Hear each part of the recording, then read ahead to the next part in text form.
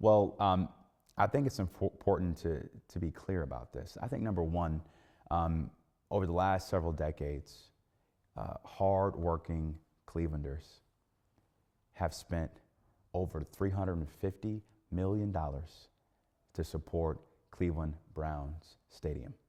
So as the mayor, I have a fiscal responsibility and a moral responsibility to protect that hard-working taxpayer investment.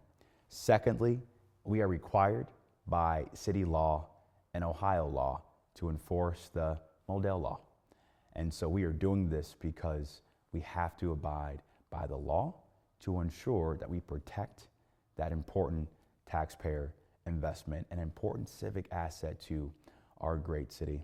And then I would also say this, now is not the time to stop investing and stop betting on downtown. I just talked about the historic investments that we've made on our waterfronts. Over $150 million of investment to better connect the urban core of our city to our lakefront. $4 billion of planned investment to transform the riverfront for the 21st century. More improvements to ensure we have a more walkable, pedestrian-friendly downtown.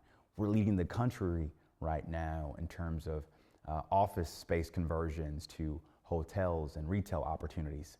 Cleveland is back. Downtown is back. And so as mayor of the city and as a leader in this region, it's important that we focus our investments where we know we're going to see the highest ROI.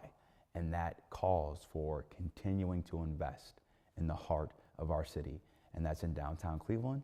And if the Browns come back to the table, my arms are open for that conversation because I believe the Browns should be playing football, good or bad football, on the shores of Lake Erie.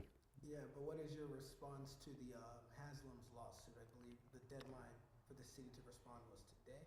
I'm not going to comment on the litigation. I'm going to leave that to our attorneys at Jones Day, but I have a legal responsibility and a fiscal responsibility to enforce the Modell law based on city and state law, but also a fiscal responsibility to protect the taxpayers' assets that we've invested in over the last several decades. Okay, and for real, last question now. What are the next steps for the stadium, if you know or have any? The next steps is continuing to work with our county executive if they have a solution to keep the Browns downtown, but I'm going to let the lawyers handle the legal strategy with the Browns and the Modell law.